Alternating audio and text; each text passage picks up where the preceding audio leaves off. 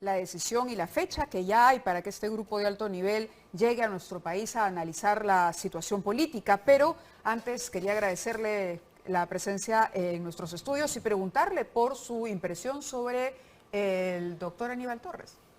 Usted Muchas ha sido gracias. parte del Sí, gobierno, claro. ha trabajado con Aníbal Torres, así que quizá pueda complementar la nota que hemos puesto al aire. No, yo no deseo ni busco complementar nada. Creo que Aníbal Torres es un personaje bastante sui generis. Yo lo critiqué mucho antes de ingresar al gabinete. El mismo día en que juramento, yo le digo al presidente, bueno, primero hay que conversar con el presidente del Consejo de Ministros. Tuvimos una conversación, lo sentí, lo vi afable. Pero estamos viendo que en verdad que hay un trasfondo en él permanente, recurrente, y ahí lo quisiera dejar, no quisiera entrar a hacer calificaciones de personas. Yo eso respeto mucho. De acuerdo, vayamos al documento entonces que ya se ha hecho público. Esta es una carta dirigida a José Daniel Williams Zapata, presidente Sí. del Congreso de la República. Quizá lo podemos poner en pantalla. Y dice, ¿cómo se desprende del texto de la resolución? El grupo de alto nivel hará un análisis de la situación y presentará un informe. Esto significa que se reunirá con una variedad de personas e instituciones con la finalidad de presentar una opinión equilibrada de la situación. También se está proporcionando al grupo los documentos pertinentes. Señor presidente, confío que es de su interés reunirse con el grupo de alto nivel, el mismo que actualmente se está conformando y que se prevé pueda visitar su país tan pronto como la próxima semana. La OEA, este es un documento formal, ya se anunció la fecha entonces. ¿Cuál es el impacto que va a tener en el contexto en el que nos encontramos en este momento una misión de la OEA? Fíjate, Mávila, primero que cuando dice el presidente del Consejo Permanente que harán un viaje y emitirán un informe ponderado, equilibrado, eso me parece muy bien, pero no has visto las declaraciones del presidente del Consejo Permanente.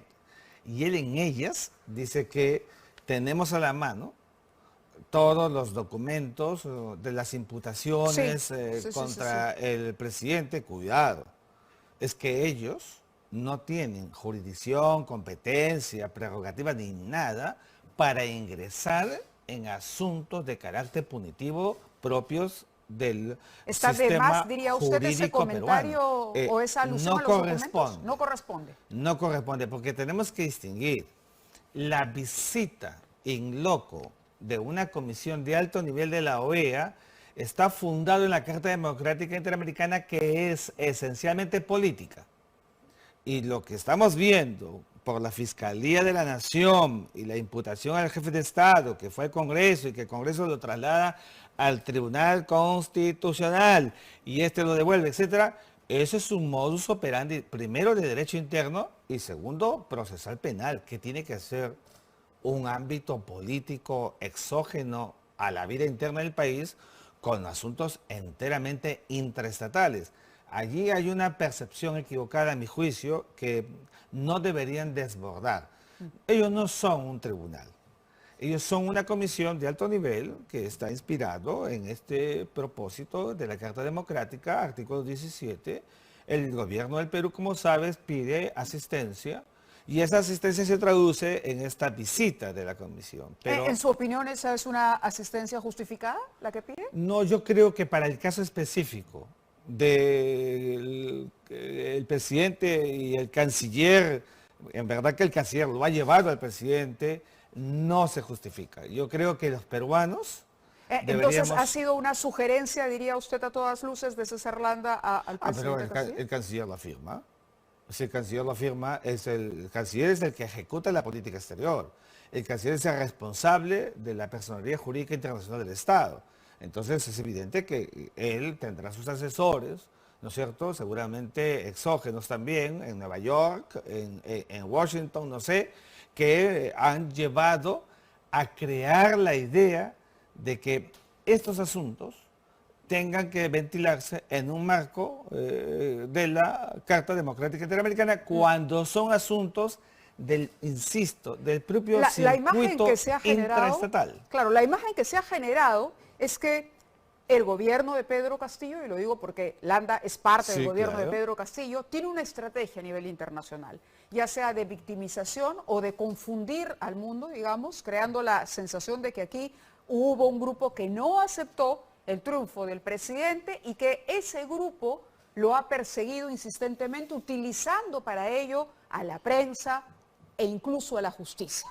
¿No? El punto usted lo dice muy claro. Ahora, entiendo que Estados Unidos le ha pedido al presidente o le ha dicho, oye, primero hay que rendir cuentas. También, Mira, ¿sería una voz discrepante dentro de lo que hemos visto han sido los pronunciamientos de algunos mira, países como Argentina o como Colombia? Estados Unidos de América conoce de memoria cómo es la política de cada uno de los países de la región. El Perú, recuerda, en el marco del viaje del presidente de las Naciones Unidas, condenó el ataque de Rusia, la guerra de Rusia contra Ucrania. Yo asumo que lo hicieron pensando en que van a ganar un punto a favor en su relación con Estados Unidos. Hemos visto la reacción de Estados Unidos. Es decir, a Estados Unidos no lo van a mecer, porque Estados Unidos sabe perfectamente cómo se conducen y cómo se manejan los asuntos internos. Creo que ahí ha habido un mal cálculo y aquí las prebendas de carácter personal están llevando a que el Perú... ¿A qué se refiere con prebendas de Bueno, carácter personal? Bueno, ya ¿Quiénes lo son has los visto. protagonistas de esas prebendas? ¿El canciller? Yo lo que el canciller definitivamente, que es el que dirige la política exterior peruana, ejecuta. ¿Y es una prebenda contra Y quién? eso no, es las prebendas personales, es decir, buscar réditos, ganancias, intereses para mantenerse en los cargos en los que están. Recuerda, cuando llegamos a la Cancillería, fuimos directamente a hacer una reingeniería profunda para que el verdadero servicio diplomático pueda cumplir el rol histórico de tanta trayectoria que tiene. Landa, diría, ¿usted ha puesto la Nada, Cancillería y a la diplomacia peruana al servicio de este gobierno? yo creo que la Al margen de los Cancillería intereses del peruana ha terminado politizándose. Tenemos que ser claros. Mira, la naturaleza de la Carta Democrática Interamericana es para asuntos stricto sensu, donde realmente haya riesgo de la gobernabilidad. Artículo 17. ¿Cuál es el verdadero riesgo de la gobernabilidad? ¿Cuál es el presunto golpe de Estado que puede haber en el Perú? Si acaso no estamos viendo que todos los articuladores de la vida nacional están funcionando.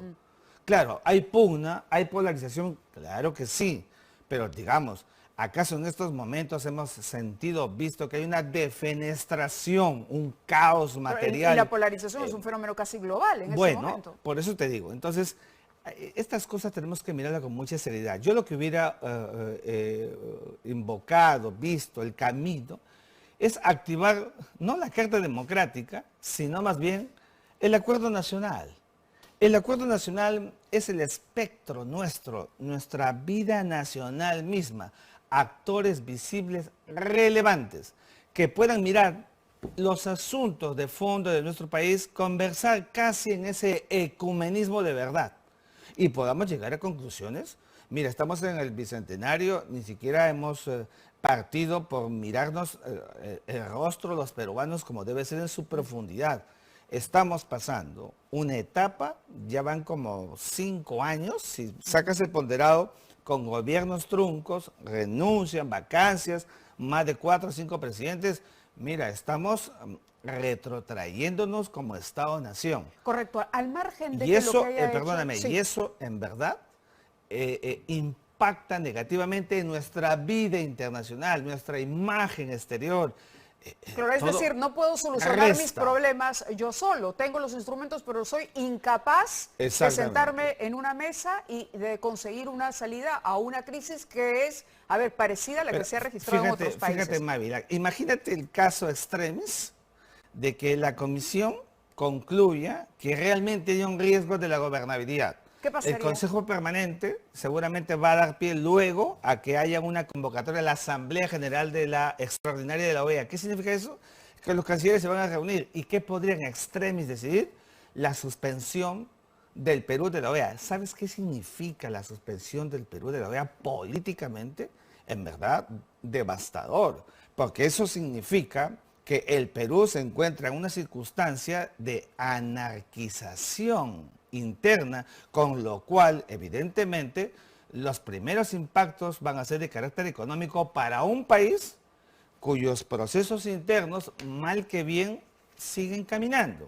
No quería terminar la entrevista sin preguntarle por esta última información sobre Luis Almagro, de quien se ha dicho mucho y se ha comentado, ha sido un aliado, por lo menos en lo que ha expresado durante su visita a nuestro país y antes un aliado, alguien que le ha dado el espaldarazo al presidente Pedro Castillo. La OEA ha fallado contra Luis Almagro por difamar al ex jefe de la Comisión Interamericana, de la Comisión Interamericana de Derechos Humanos, Paulo Abrao, quien tendrá que ser indemnizado por daños morales, personales y profesionales. La situación de Almagro tampoco es que sea la mejor, es decir, podríamos decir que a mal palo se arrimó el canciller o la estrategia. Yo no ingreso en las opiniones sobre asuntos de carácter personal. Correcto, pero esta no es una opinión, esto es un hecho. Pero fallo, digamos, ¿no?